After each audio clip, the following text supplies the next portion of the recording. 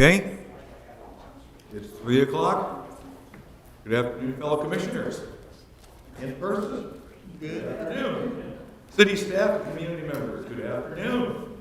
I'd like to welcome you to the City of Escondido's Transportation and Community Safety Commission meeting for October 14, 2021. Would you please join me in the flag salute? Ready? Begin. I pledge allegiance to the flag of the United States of America and to the republic for which it stands, one nation, under God, indivisible, with liberty and justice for all.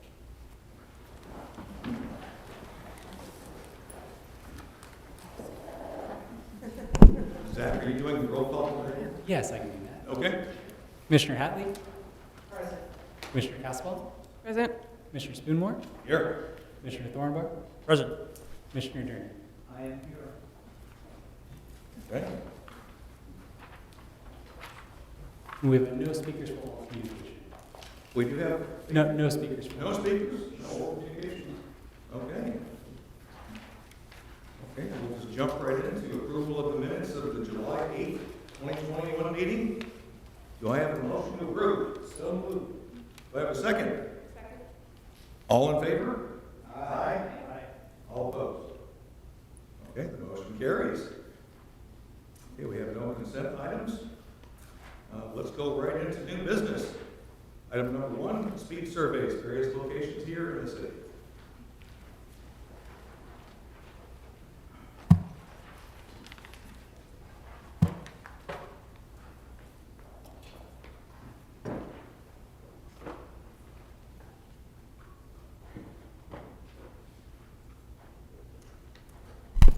Hello.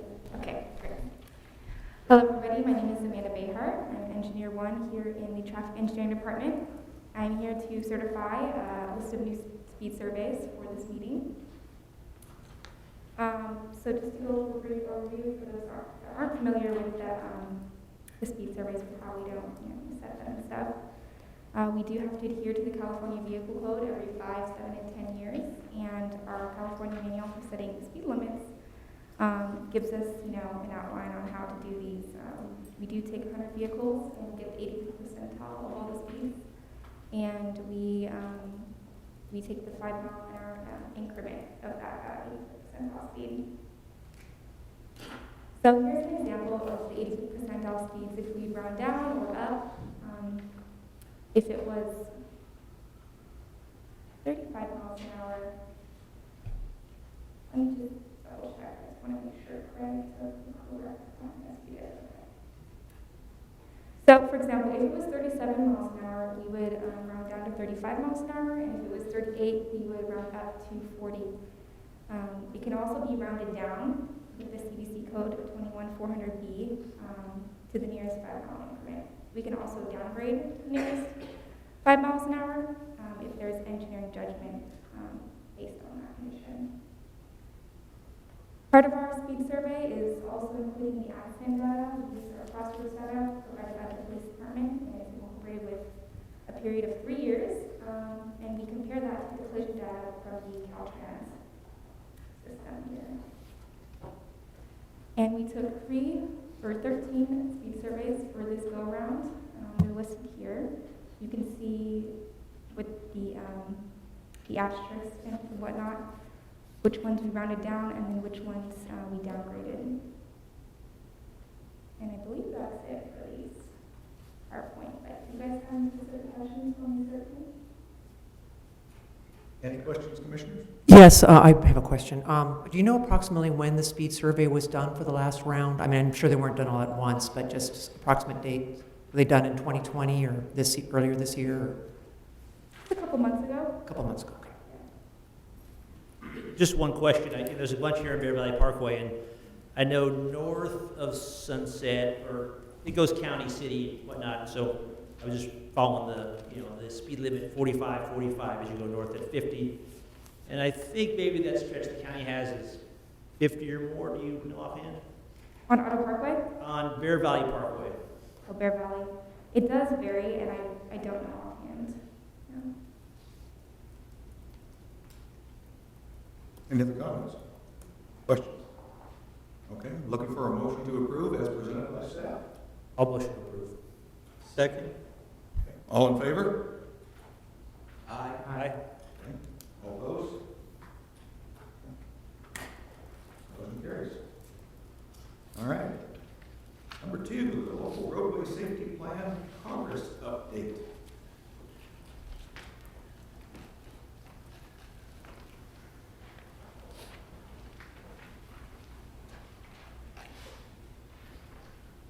Thank you, Chair. Thank you, Commissioners. I'm Craig Williams, Associate Engineer in the Traffic Division, and I wanted to present an update on where we are with the local road safety plan.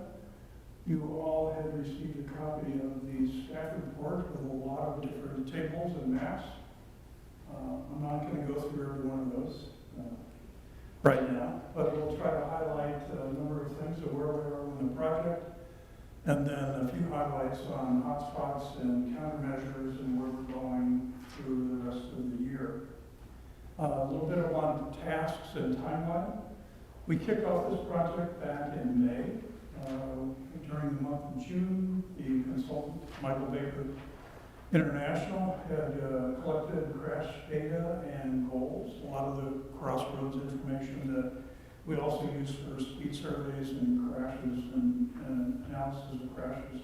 Same kind of data. They found that our data was better than the statewide data and opted to use that because it was literally more comprehensive. During July and into this month, they were analyzing the various history of crashes at each of the intersections and then ranked those, and we'll talk about that in a minute. We did hold 2 different stakeholder meetings. A number of you were involved in those meetings back in August. Right now, the consultant is moving into the next phase, which is countermeasure toolbox, and how you apply those various countermeasures. After that, they do a validation of feasibility of recommendations. That's kind of a tongue twister of a phrase, but basically they go out in the field and they look at how feasible is it to apply these somewhat prescriptive countermeasures to crashes that the predominance of crashes that occur at the kind of the whittled down list of hotspots. We'll get into the hotspots in a minute. Next month and through the end of December, they'll be preparing a report, and then we'll be presenting that report to you at the January meeting, the next meeting. So just a summary. I won't go through every number we have here, but basically, and I think you may remember from our last meeting 3 months ago, and through the last staff report, they collected data from 2016 through a 5-year period through the end of 2020. Found that we have, in each of those years, fatal crashes, 8, in 2018 we only had 4, 2019 back up to 7, 2020, 6. You'll notice all in 2020, you'll see those numbers to be ratcheting down. I think we all know why those numbers are less. People are driving less. And that certainly reflects in the number of crashes that occurred in the city. So there's kind of a category for each of the crashes: and fatal crashes, severe injury, other visible injuries, then lesser complaint of pain, property damage only, and then we have a total number of crashes, and a total number of fatalities, and then a total number of injuries. Again, it's, and then there's a further breakdown that I'll go through in a second. So kind of a summary of key findings. Again, this is the same chart that we had in the staff report. It's condensed very slightly, but you can see that there's 3 predominant crash types: broadside, the majority rear ends, and side swipes are the minority. 1,400 broadside crashes throughout the city, 1,100 rear end crashes, and it's not quite 500 side swipe crashes. Most common cause was unsafe speed, and I want to qualify that and in conversations we've had with our colleagues in the police department, that doesn't necessarily mean that they're going 60 miles an hour. It means that they're going too fast for the conditions in which they were driving. So they could be approaching a traffic signal at too great a speed, which may have been 35 miles an hour. So it's important to know that how those unsafe speeds are classified. It's followed pretty closely by auto right-of-way violations and then DUI, a number of 17%. DUI crashes were reported throughout the city. Quite a few, and we'll get into the number, quite a few pedestrian violations, meaning pedestrians crossing the block, jaywalking, walking outside the marked crosswalks. And there are also different types of bicycle wall crashes. We wanted the consultants to dive a little bit deep into pedestrians and bicyclists because we really wanted to get a good handle on how those crashes were occurring throughout the city. Crash severity, another category, severe injuries, only about 2% of the crashes in the city. Fatalities were about 1% of crashes. Of course, anything greater than 0 was more than anyone would like to see. No real concentration on fatalities. They occurred throughout the roadway network. One interesting thing is that time of day, almost across the board, 3 p.m. to 6 p.m. is the period of time where most all crashes occur, or at least the predominance of crashes occur. Most bike crashes are 3 to 5, pedestrian crashes are 3 to 6, 3 to 6, 41% of pedestrian involved crashes, and 33% of bicycle involved crashes occur at this time.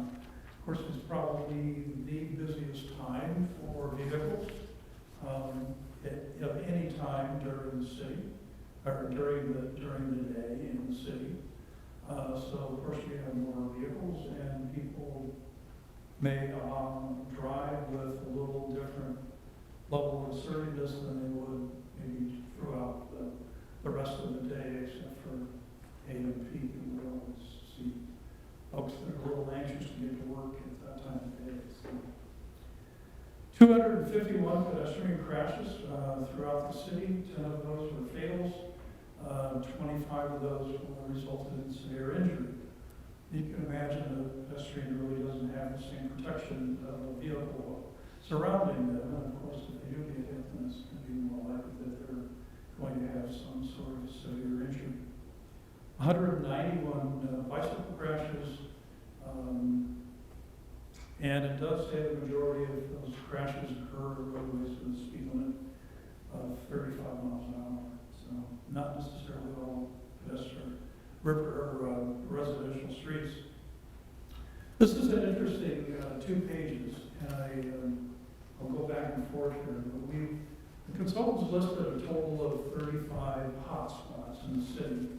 And I should explain that those that are red are actually on a roadway that is under Caltrans jurisdiction, basically is State Route 70. And there are, I believe, 8 of those 35 intersections that are on Caltrans right away.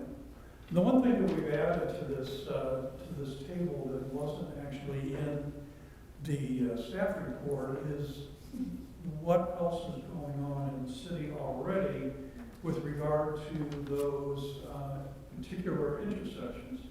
The good news is that we, through our previous efforts and current efforts, are really doing a pretty good job of identifying those intersections that do indeed represent hotspots in the city. For example, in number 2, that's going to be Boulevard in Felicita. We've got a signal modification under design. Country Club in Firestone, we're putting in a left turn restriction. Quinston, Washington, that intersection is number 3 on our traffic signal priority list. I think we brought to you several meetings ago. And you can see the ranking all the way down here. El Norte and Fig, we're working on a new signal there. And so we do have a lot of projects going on a number of these intersections. And what I'll talk about in a minute is that we'll use this information, particularly the way that it is compiled and the methodology used to calculate the crash cost and the other factors, because we'll be applying some specific countermeasures to those particular kinds of crashes that are occurring in those intersections. And then with that information, we'll put all of those packages together to apply for Highway Safety Improvement Program grants to help us dive a little deeper into each one of these intersections that have issues that we're trying to resolve. As interesting too is that you can see that the top 18 have a lot more projects underway right now than the last half of the list. So it does give you a sense that we're doing the right thing. Mid-block segments, again, we just looked at intersections. Now, in this case, we're looking at mid-blocks, the top 10. You can see Morning View Drive, Valley Parkway, Ash Street, a section of Caltrans right-of-way on Valley Parkway, Valley Center. So those are ranked also in descending order. So I talked earlier about countermeasures.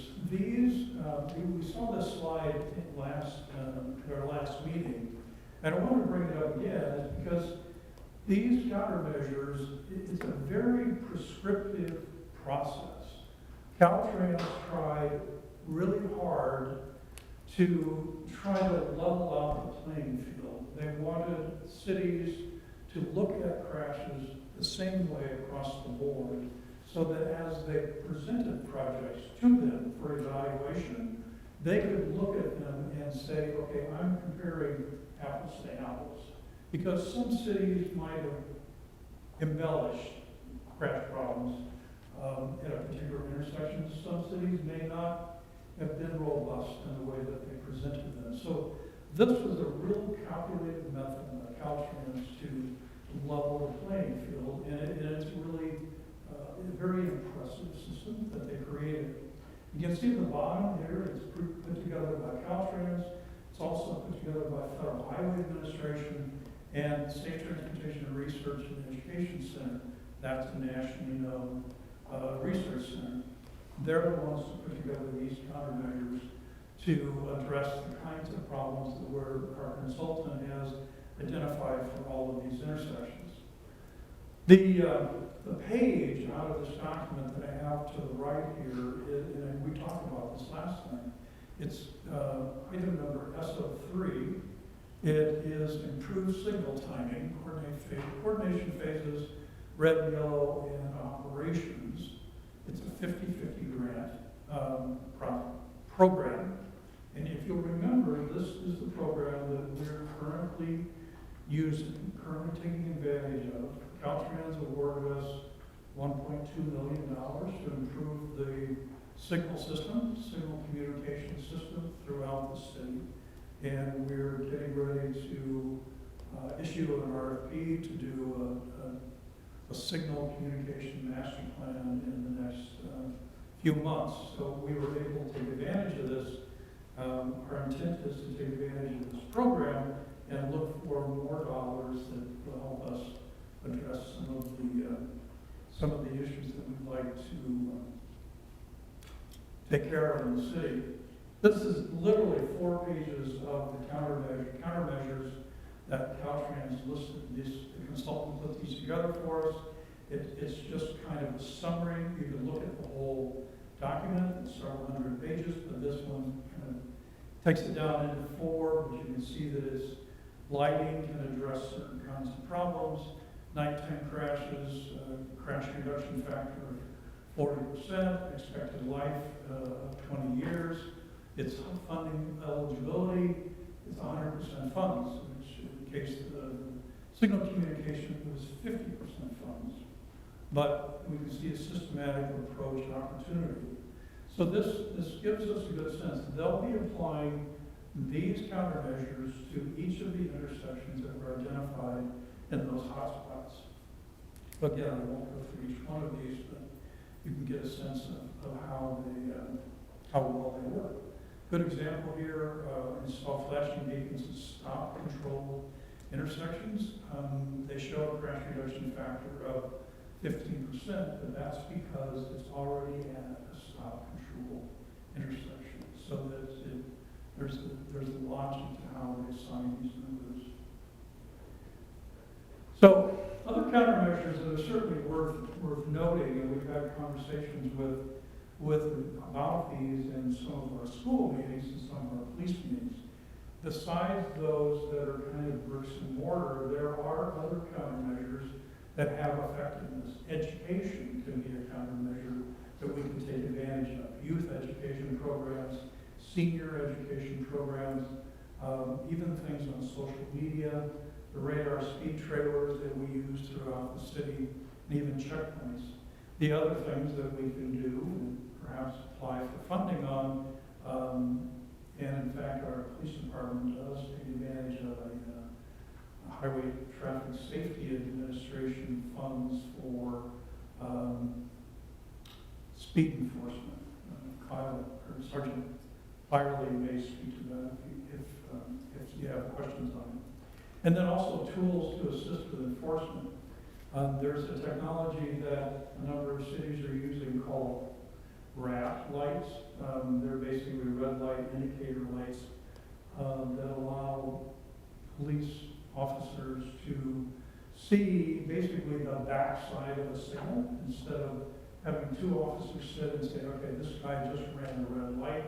This is an indicator light that sits on the backside of the signal so that an officer can sit downstream and see when the light has actually turned red and then stop an offender that's actually run that red light. And you know that those can be some very severe injuries throughout the city and throughout the country. So next steps, we're moving right along. I'd say we're about 60 to 70% of the way done. We'll be finishing looking at the priority locations, continued stakeholder outreach. We'll have 2 more stakeholder meetings following the preparation of this implementation plan and validation of feasibility recommendations, and then following submittal of the draft report. They'll be putting together this countermeasure toolbox, kind of a refinement of what I'm showing you in a couple of these slides, and then an implementation plan, the validation of recommendations I mentioned earlier, and then a report. We'll do a report on the local road safety plan back to you in January, and then we'll hopefully make a recommendation to City Council in February to accept the document, and then that will put us in line to have our document complete so that we can apply for highway safety funds in the spring. And I do want to reiterate something I mentioned earlier, is that it is a requirement now to have one of these reports before you can even apply for funds. We were successful last time with the signal communication project, and we're able to get those communication funding. But that situation is that kind of door is closed unless you have one of these reports done. So we're really looking forward to getting this done. So that is my presentation. We'll certainly take any questions if you have some. I do have one. This is based on, there is a cost associated, an accident cost or whatever. And I noticed that there was one with 3 accidents that had a higher cost associated with it than one next to it that had 41 accidents. So I'm just wondering, how does that accident cost get repeated? It's a very strict methodology that CalTransCore requires us to use, and it's based on the kinds of crashes, the severity of crashes, And then it calculates basically a cost, my recollection is, basically a cost of those crashes to the community. It isn't so much, it's just that, it's a number that's associated with the financial impact to a city of the intersection of those kinds of crashes and the types of those crashes. And is there a reason why a crash at a site, an intersection of 3 crashes would have $5 million versus a intersection of 41 crashes that's at 4.9 million? You know, I don't have the information to give you an answer, a really, really detailed answer, but I'll be happy to look at that and report back to you. Yeah, Just to I'd give be you an interested idea. just because, you know, I was looking at, I see it sorted by that value, but then I see that there's 3 crashes and that's higher than 141. Just, it's a curiosity thing. I know I'm the- sure you, it wasn't pulled out of the sky. I know there was a mechanism for it, but I'll be happy to provide that for you. I know in the past when working with crash reports that often I could deal with the injury severity or fatality, right?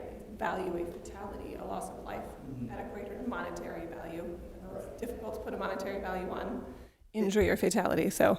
Exactly, and that's That's what I actually assumed it was, thinking it right. probably was, but I'm also like, if we're looking at taking this stuff into account, I mean, you know, life is invaluable. Right. So as we're going down the road down in the future as to prioritizing these, I definitely would want to be, you know, that one with 3 fatalities, I'd much rather deal with that one and fix that than the one with 500 crashes that no one died. Right.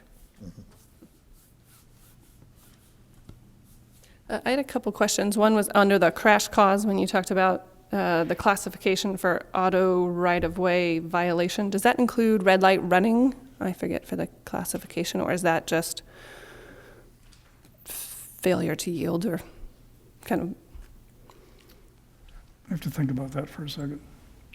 because the red light running is a right-of-way violation. I just didn't know if that's a separate, if they're 2 separate classifications or one's under the other. Sergeant, would you happen to know? Sorry? I'd say essentially, yes, it's a right-of-way violation. Right. You do have your right-of-way failure yields. That essentially is a failure yield because you're failing to yield to a stop sign. You're basically entering an intersection at the same time somebody else legally has a right-of-way at the intersection. As far as how it's coded, like you're saying, that I'm not sure of. Okay.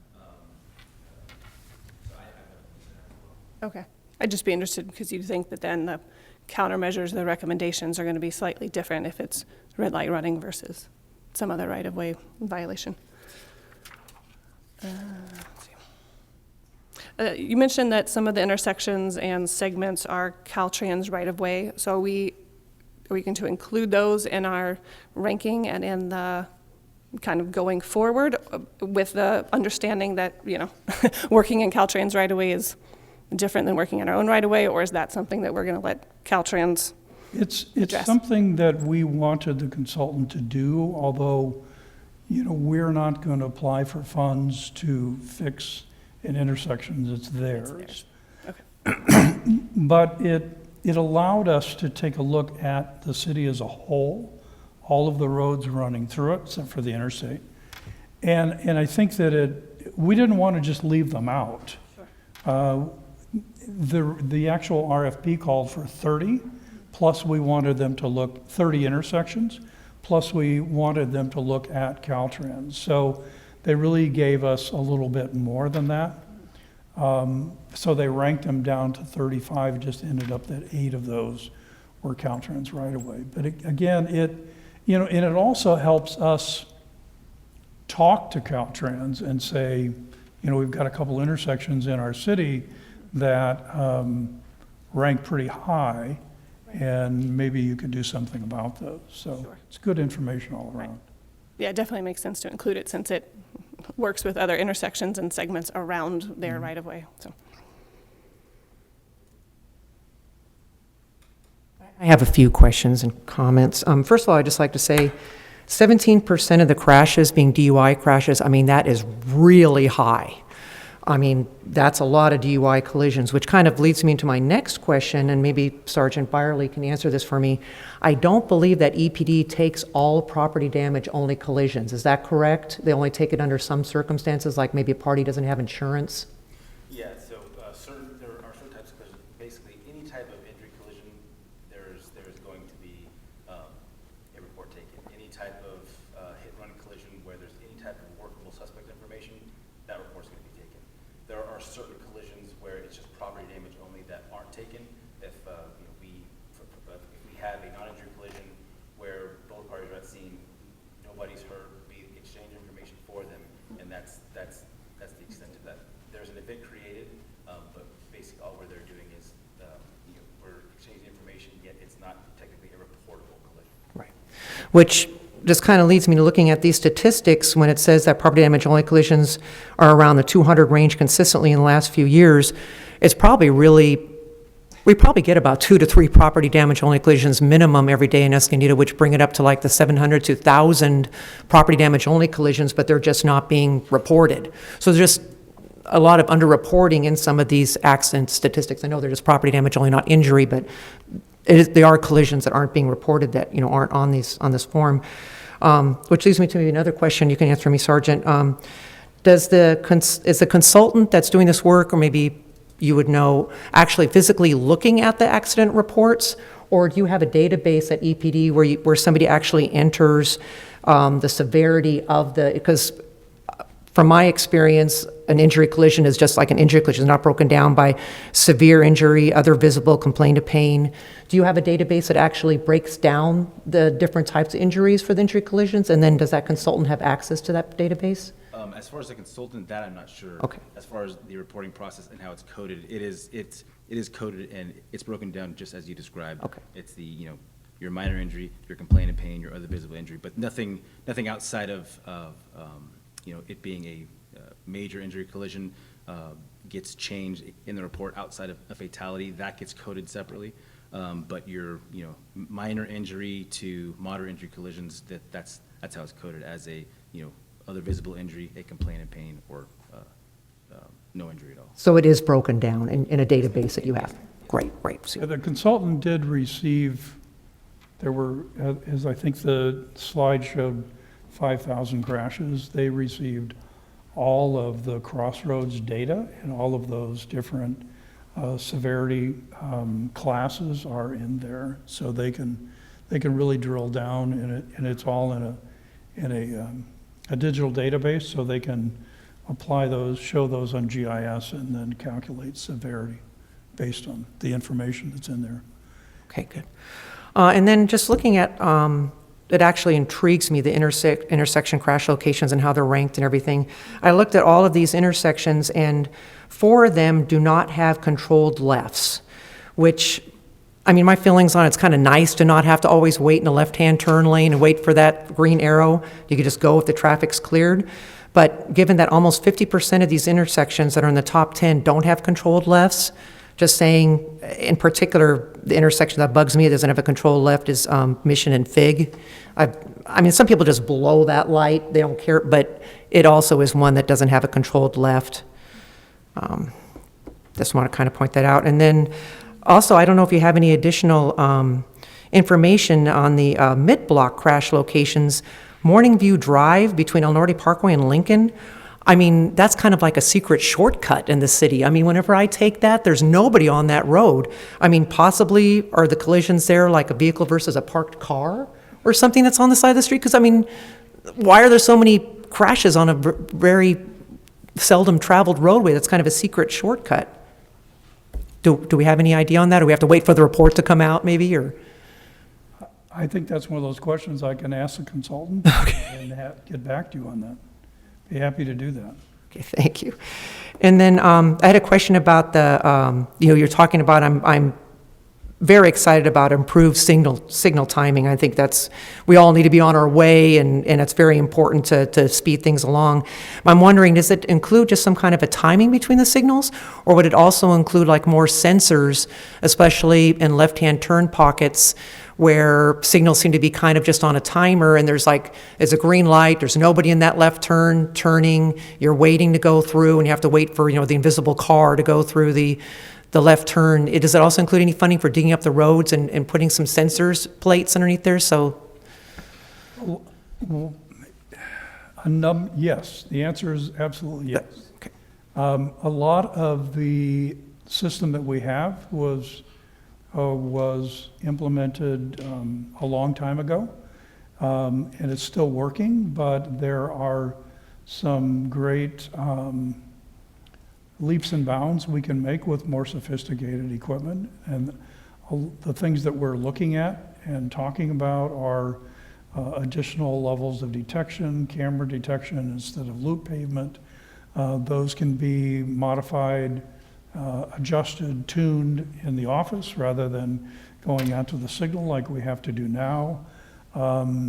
Much more sophisticated controllers that allow the input and output of much more data that we can't do now because the controllers just don't have that sophistication. So we're looking at some pretty big changes to the system that will make it much more efficient for driving and turning and operating throughout the city, as well as walking across the street. So, Thank you.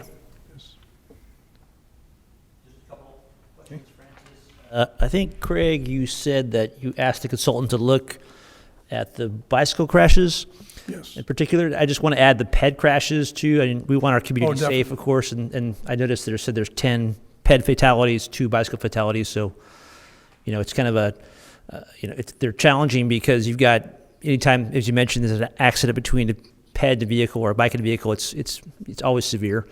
But I do think this report is great, and I think that you and staff and the consultant are doing a good job to get this finished up so we can apply for grants. There are a lot of, grant opportunities, so I think we're on the right track.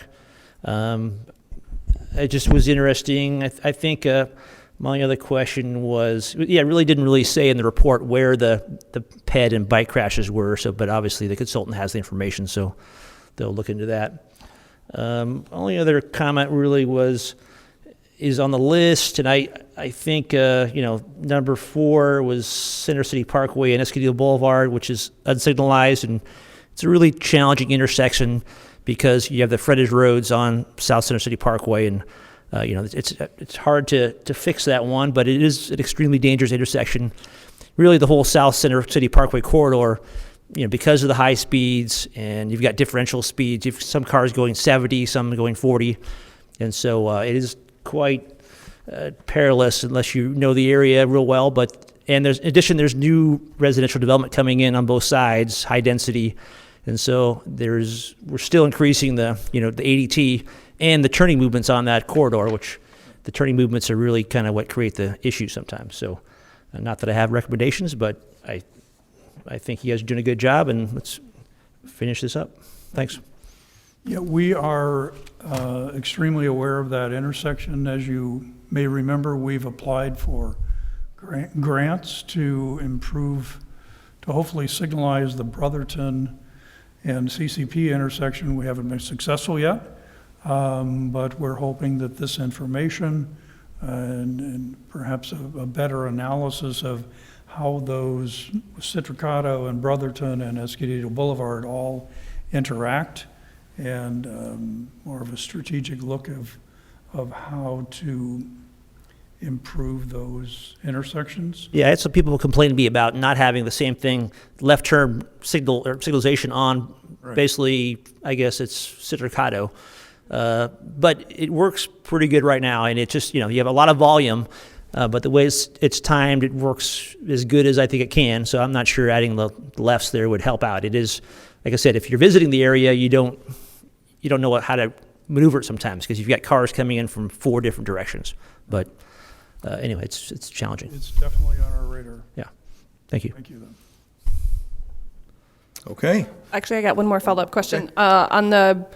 For the ranking of the intersections, I'm noticing that in the staff report, when you've got the top 10, it looks like that's by absolute number of crashes. Then the big table with, the 35 section, you also then have your crash rate, which I'm assuming is normalized by an ADT. And then in your slide, you've got by crash cost, and it looks like that's kind of it. Which of the three are we using? Are we going by the overall crash cost to rank, or is that still something we're figuring out whether we're going on absolute number of crashes or crash rate or crash cost? I would say that the best answer to that question is that we're very aware of the methodology that Caltrans requires us to use in calculating the costs. Crash rates are factored in there, particularly as we get into the top 10. The crash rates affect that. What we're being advised to be aware of is that, again, the methodology for awarding grants is fairly prescriptive. Okay. And we are very interested in looking at these top intersections and trying to get funds available to help us address some of the issues we have. And I think the crash rate information is very helpful to know about, but we're primarily interested in giving Caltrans the information they need in order to evaluate our intersections against everybody else's intersections that's asking for the same pot of money. So. Right, you said it's prescriptive, so for the grants, are they looking at one of those rankings versus another, or are they, again, look, I understand, you're right, crash rate tells you one thing, crash cost gets you a fuller picture in a way of what's happening at the intersection. So I'm just curious, or do we know yet, are they using multiple metrics, or are they in the grants looking for just straight crash rate or crash cost, or is that unclear? That's a pretty detailed question. Okay. that I don't think I'm prepared to answer now. I know that in the crash analysis report, it gets into more detail of that. Okay. And I know that as we apply the next phase of the project, the countermeasures and the feasibility, we'll be looking at exactly the questions that you're asking and presenting that. So stay tuned. Great. Thank you. Any other questions? Okay, thank you, Mr. Williams. That's a very wonderful update, and the data is very informative. Thank you. Thank you. Thank you. Pleasure to present it to you. Okay. Moving on to the next item, old business, an overview of various projects involving the city.